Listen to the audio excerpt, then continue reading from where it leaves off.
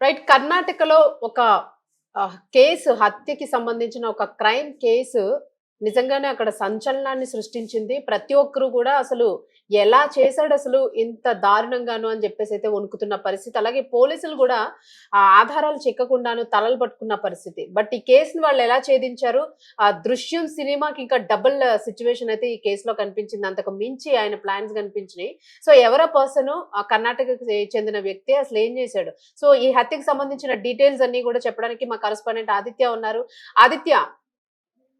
Right శౌర్య గారు, నిజంగా ఈ స్టోరీ అయితే ట్విస్ట్‌ల మీద ట్విస్ట్‌లు ఒక దృశ్యం సినిమా చూస్తున్న ఫీలింగే కలిగింది. ఆ చంపిన వ్యక్తి అయితే మామూలోడు కాదు. హ్మ్. అది మామూలు క్రైమ్ థ్రిల్లర్ స్టోరీ అయితే కాదు. ట్విస్ట్‌ల మీద ట్విస్టులతో పోలీసులకే అంతు చిక్కని మిస్టరీ కేసుగా మారిందది. హ్మ్. హంతకుడు పక్కనే ఉండి దర్యాప్తు చేయించిన వైనాన్ని కూడా మనం చూసాం. కుటుంబం మొత్తాన్ని అతనే లేపేసి, అతనే మిస్సింగ్ కేసు పెట్టి ఓకే. పోలీసులకైతే చుక్కలు చూపించాడు. హ్మ్. దృశ్యం సినిమాలో మాదిరిగా ఎవిడెన్స్ దొరకకుండా ఉండేందుకు చేసిన ప్లాన్ చూస్తే డిటెక్టివ్స్ కూడా శభాష్ అంటారు. కానీ ఒక చిన్న పొరపాటుతో దొరికిపోయాడు. కర్ణాటకలో ఇప్పుడు ఈ కేసు సంచలనం సృష్టిస్తుంది. ఇప్పుడు వైరల్ గా కూడా మారింది. అసలు ఏం జరిగింది దీని గురించి కంప్లీట్ గా ఒకసారి అంటే వరుసగా పెట్టి ఒకసారి నేను చెప్తాను. హ్మ్. అక్షయ్ బీజే, ఇతని వయసు 27 సంవత్సరాలు. ఈ వ్యక్తి తన తల్లిని, తండ్రిని అండ్ సోదరి ముగ్గురిని కూడా చంపేసి మిస్సింగ్ కేసు పెట్టి పోలీసుల్ని మిస్లీడ్ చేశాడు. అంటే ఓకే. అతనే చంపేసి అతనే మిస్సింగ్ అయిపోయారని చెప్పేసి కంప్లైంట్ ఇచ్చాడు. హ్మ్. తన తండ్రి భీమరాజ్, తల్లి జయలక్ష్మి, సోదరి అమృత కనబడకుండా పోయారని చెప్పేసి కంప్లైంట్ ఇచ్చాడు. ఆ తర్వాత కేసు ఎంత వరకు వచ్చిందని చెప్పేసి పోలీసుల చుట్టూనే తిరుగుతూ ఆ పోలీసులకు చుక్కలు చూపించేశాడు. ఒక్క మిస్టేక్ తో రెడ్ హ్యాండెడ్ గా అయితే అతను దొరికిపోయాడు. ఓకే. అయితే ఎక్కడ దొరికిపోయాడు అనేది చూస్తే, ఈ మిస్సింగ్ కేసు ఇన్వెస్టిగేషన్ చేస్తున్న పోలీసులకు దర్యాప్తు కాస్త కష్టంగా మారింది. హంతకుడు గీసిన స్కెచ్ లోనే వెతుకుతున్న పోలీసులకు ఎట్టకేలకు ఒక చిన్న క్లూ అనుకోకుండా పట్టించింది. అదేంటంటే, సోదరి అమృత ఉంది కదా, ఆమె ఓకే. నంబర్ కు కానిస్టేబుల్ యాక్సిడెంటల్ గా ఒక కాల్ చేశాడు. హ్మ్. ఆ కాల్ చేసిన వెంటనే ఆమె తప్పిపోయినప్పటి నుండి కూడా స్విచ్ ఆఫ్ అయిన ఫోన్ కానిస్టేబుల్ ఎప్పుడైతే డయల్ చేశాడో అప్పుడు అక్షయ్ ప్యాంట్ జేబులోంచి అది మోగడం అయితే జరిగింది. సో ఒక్కసారిగా అతని బండారం బయట పెట్టినట్టుగా అయిపోయింది. దీంతో ఆ కానిస్టేబుల్ కు డౌట్ వచ్చేసింది. అప్పుడు వాళ్ళ సుపీరియర్ చెప్పారు, సార్ నేను అతని చెల్లి మొబైల్ కి ఇలా యాక్సిడెంటల్ గా రింగ్ ఇచ్చాను, అప్పుడు అది అతని పైన జేబులోనే మోగుతుందని చెప్పేసి వాళ్ళ సుపీరియర్ కి చెప్పారు. హ్మ్. సో అక్షయ్ ని ఒకసారి చెక్ చేయాలని చెప్పేసి వాళ్ళు చేయడంతో అతని తండ్రి, తల్లి, సిస్టర్ వీళ్ళ ముగ్గురికి చెందిన సిమ్ కార్డులు అతని దగ్గరనే దొరికాయి. హ్మ్. సో కేసు దర్యాప్తు చేస్తున్న తిలక్ నగర్ పోలీసులు మొదటి నుంచి కూడా వాళ్ళు డౌట్ పడుతున్నారు, ఏదో తప్పు జరుగుతుంది అని చెప్పేసి. అది ఓకే. ఇప్పుడు ఒకసారి గ్రహించేశారు. సో అక్షయ్ ఒక్కసారి ఒక స్టోరీ చెప్తూ అనేక విషయాలపై వాళ్ళని తప్పుదారి పట్టించడానికి ప్రయత్నాలు అయితే చేశాడు. హ్మ్. అయితే వాళ్ళు అతని కుటుంబ సభ్యుల నంబర్లకు డయల్ చేస్తూనే ఉన్నారు. అన్ని స్విచ్ ఆఫ్ అయ్యాయి. కానీ జనవరి 30న అక్షయ్ టీ తాగడానికి బయటకు వచ్చినప్పుడు వారు బెంగళూరులో ఉన్నట్లు నమ్మించడానికి వాళ్ళ సిస్టర్ ఫోన్ ని ఆన్ చేశాడు. ఓకే. అక్కడే దొరికిపోయాడని జాయింట్ కమిషనర్ రమేష్ బనోత్ అయితే చెప్పడం జరిగింది. అసలు ఏం జరిగింది, ఎలా చంపాడు అనేది చూస్తే, జనవరి 26న విజయనగర్ కొత్తూరులోని తన ఇంట్లో అక్షయ్ ముగ్గురు కుటుంబ సభ్యులను హత్య చేశాడు. మధ్యాహ్నం మొదట తన తల్లిని చంపాడు, సాయంత్రం తన సోదరిని చంపేశాడు. హ్మ్. ఆ రాత్రి ఆలస్యంగా వాళ్ళ నాన్నని చంపేయడం అయితే జరిగింది. సో, అంటే గొడ్డలతో వాడి ఒక్కొక్కరిని ఒక్కొక్క ఒక్కొక్క టైంలోనే టైం ప్లాన్ చేసుకొని చంపాడు అనంటే అసలు అంటే ఎంత పక్కాగా ప్లాన్ చేసుకున్నాడు? అసలాయన మెంటల్ అవును. స్టేబిలిటీ ఎట్లా ఉంది అని మనం అనుకోవచ్చా? అంత దారుణంగా, అత్యంత కిరాతకంగా చంపినట్లుగా తెలుస్తూ ఉంది. అవును. ఒకసారి వాటి గురించి ఒకసారి డిస్కస్ చేద్దాం. ఇలా హ్మ్. ముగ్గురిని చంపేసిన తర్వాత గొడ్డలతో వారి గొంతులు నరికి చంపేసి ముగ్గురు మృతదేహాలని కూడా బెడ్‌షీట్ తో కప్పి ఆ రాత్రి అదే ఇంట్లో ఉంచి పడుకున్నాడు. ఓకే. సో అలా నరికేసి అంత క్రూరంగా వాళ్ళ ఇంట్లోనే బెడ్‌షీట్ కప్పేసి అదే ఇంట్లో పడుకున్నాడు. అయితే ఫ్యామిలీ మెంబర్స్ ని చంపిన అక్షయ్ ఆ తర్వాత ఎవిడెన్స్ దొరకకుండా ఏం చేశాడంటే, పోలీసులకు డౌట్ రాకుండా ఉండేందుకు దృశ్యం సినిమాను మించి ఒక ప్లాన్ అయితే గీసుకున్నాడు. తన ఫోన్ ఇంట్లో పెట్టి హ్మ్. ముగ్గురి ఫోన్లను తీసుకొని బెంగళూరుకు స్టార్ట్ అయిపోయాడు.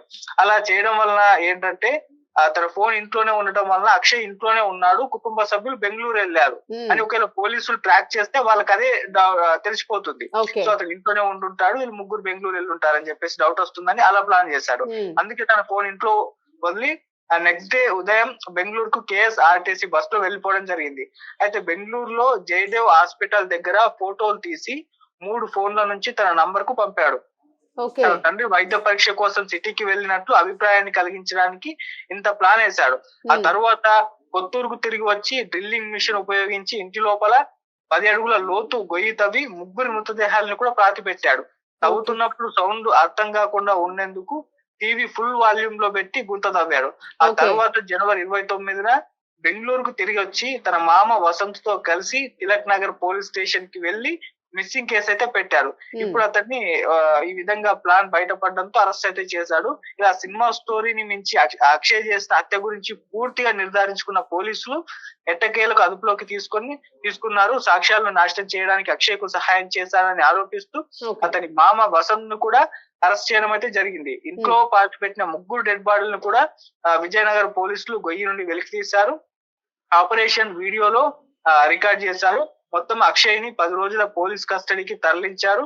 అతని మామ వసంత్ ను కూడా జుడిషియల్ కి కస్టడీకి అయితే తరలించడం జరిగింది. అసలు ఎందుకు హత్య చేశాడు, ఈ హత్య గల కారణం ఏంటనేది చూస్తే ఈ హత్య గల కారణాలను కూడా అక్షయ్ పూటకు ఒక మాట చెప్పి పోలీసుల్ని కాస్త కన్ఫ్యూజ్ లో అయితే పడేయడం అయితే జరిగింది.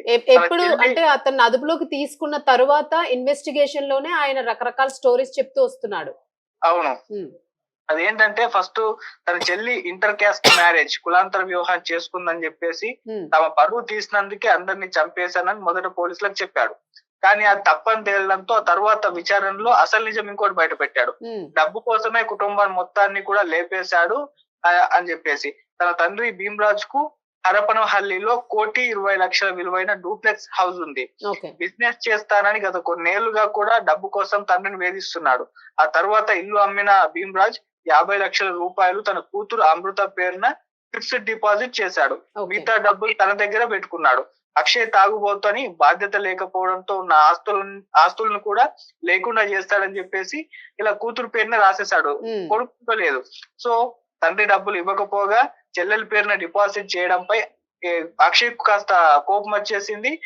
సో అందరినీ ఒకేసారి చంపేసి ఇన్ని డ్రామాలు ఆడాడని చెప్పేసి పోలీసుల విచారణలో అయితే తేలడం అయితే జరిగింది. సో ఇది అంటే డబ్బు విషయంలో వచ్చిన గొడవ ఈ విధంగా ముగ్గురు ప్రాణాలను తీసేలా చేసింది. సో అతనికి డబ్బులు ఇవ్వలేదు, బిజినెస్ పెడతా అన్న అతను బిజినెస్ పెట్టి దాన్ని లాభాల బాట పట్టిస్తాడు, నష్టాలు తెస్తాడు, తాగి ఇది చేసేసుకుంటాడు.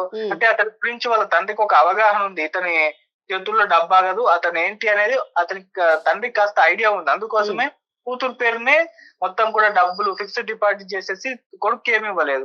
అయితే మరి ఎన్ని తెలిసిన తండ్రి తన కొడుకు ఇటువంటి నిర్ణయం తీసుకుంటాడని తండ్రి గ్రహించకపోవడమే ఆయన చేసిన పొరపాటు. అంటే కొడుకు ఎలాంటోడో తెలుసు, అందుకే డబ్బులు ఇవ్వలేదు. కాకపోతే డబ్బులు ఇవ్వకపోతే కొడుకు ఏం చేస్తాడో అది గ్రహించకపోవడం అనేది ఇప్పుడు ఆయన ప్రాణాల మీదకే తీసుకొచ్చిందని చెప్పుకోవాలి. మామూలుగా ఇటువంటి ఆస్తి గొడవలు ఎన్నోసార్లు చాలా మంది ప్రాణాలు తీసాయి. సో డబ్బులు ఇవ్వకపోవడం, లేకుంటే కొన్ని పెద్ద పెద్ద బిజినెస్ లో ఉన్న పర్సన్ చిన్న కొడుకు ఈ హైదరాబాద్ లో ఒక సంఘటన చూస్తాం. కొడుకు బాధ్యతలు అప్పచెప్పకుండా వేరే వ్యక్తికి చెప్పడంతో తండ్రిని అంత బిజినెస్ ఉన్నా కూడా ఒక ఎంటర్ప్రీనర్ నే చంపేసిన సంఘటన కూడా హైదరాబాద్ లో చూస్తాం. అంటే ఇటువంటి ఘటనలు ఉంటూ ఉన్నాయి. ఆస్తుల వివాదంగా మనకు అర్థమైపోతుంది. కాకపోతే తన ప్లానింగ్, ఇతను స్టెప్ బై స్టెప్ చేసిన ఈ విధానము ఇదంతా కూడా చూసుకుంటే ఒక సినిమా స్టోరీని తలపొస్తుంది. ఒక మంచి మిస్టరీ థ్రిల్లర్ దృశ్యం తరహా సినిమా కూడా ఈ స్టోరీ మీద అయితే తీయొచ్చు అని కూడా చెప్తున్నారు. సో మరి ఇప్పుడైతే సాక్ష్యాల సేకరణలో పోలీసులు పడ్డారు, అతన్ని కస్టడీకి కూడా తీసుకున్నారు. కాబట్టి కోర్టులో ఏం జరుగుతుంది, మరి సాక్ష్యాలు ఎటువంటివి ప్రొడ్యూస్ చేస్తారు, ఇతనే నేరం చేశారని కోర్టులో పోలీసులు ఎలా ప్రూవ్ చేసి అతనికి ఎలాంటి శిక్షలు విధిస్తారో మనం వెయిట్ చేసి చూడాల్సిన అవసరం ఉంది. Right Aditya, thank you. So ఇది కర్ణాటక రాష్ట్రానికి సంబంధించి మర్డర్ కేసు కి సంబంధించిన డీటెయిల్స్. అయితే ఒక కొడుకు మీరు విన్నట్టుగా తల్లి, తండ్రి అలాగే అక్క చెల్లెల్ని ముగ్గురిని కూడాను అత్యంత కిరాతకంగా చంపేసి వాళ్ళని ఒక బెడ్షీట్ లో పెట్టి ఒక లోతైన గొయ్యి తీసి ఇంట్లోనే పాతి పెట్టేసేసి అసలు వాళ్ళు ఎక్కడో మిస్ అయ్యారు అని చెప్పేసి మిస్సింగ్ కేసు నమోదు చేసి పోలీసుల్ని తానే ఒత్తిడి తెస్తూ కేసు ఎంతవరకు వచ్చింది అంటూ కూడా ఆ పోలీసుల పైన ఒత్తిడి తేవడము, వాళ్ళ రియాక్షన్ ఎట్లా ఉంటుందో చూడడము, దానికి తగ్గట్టుగా మళ్ళీ ఆయన స్టెప్స్ చేంజ్ చేసుకుంటూ ఉండడము, ఆ ప్లాన్స్ చేంజ్ చేయడము. సో ఇట్లాగా ఒక నిజంగానే ఒక క్రైమ్ థ్రిల్లర్ తీస్తే ఎలా ఉంటుందో అంతకు మించి ఆయన ప్లానింగ్స్ అన్ని దీనిలో కనిపించినాయి. సో ఇదంతా కూడా ఎందుకు చేశాడు అనే ధోరణి కూడా ఆయన ఇన్వెస్టిగేషన్ లో రకరకాల కారణాలు చెప్తూ వచ్చాడు. సో ఫైనల్లీ ఆస్తికి సంబంధించే డబ్బుకి సంబంధించి ఈ హత్యకైతే పాల్పడినట్లుగా కూడా పోలీసులు అయితే ప్రస్తుతానికి అధికారికంగా అనుమానాలను అయితే వ్యక్తం చేశారు. సో ఇంకా కూడా పూర్తి క్లారిటీ అయితే ఆయనకి సంబంధించి ఇంకా ఎలాంటి ఎవిడెన్సెస్ అంటే పూర్తిగా ఆయన ఇచ్చిన వాంగ్మూలం అయితే ఇంకా పోలీసులు అధికారికంగా తెలియజేయలేదు. జస్ట్ ఇది ఇన్వెస్టిగేషన్ మాత్రమే. సో ఆస్తుల కోసము ఈ రకంగా పూర్తిగా కుటుంబాన్ని అంతమొందిస్తున్న పరిస్థితులు అయితే కనిపిస్తూ ఉన్నాయి. సో వీళ్ళ మానసిక పరిస్థితి ఎలా ఉంటుంది అనేది కూడా నిపుణులు అంచనా వేయలేని పరిస్థితులు అయితే ఉన్నాయి. సో ఇది కర్ణాటక క్రైమ్ థ్రిల్లర్ మర్డర్ కి సంబంధించి మిస్టీరియస్ మర్డర్ కి సంబంధించిన అప్డేట్. మరి చూస్తూనే ఉండండి రెడ్ టీవీ.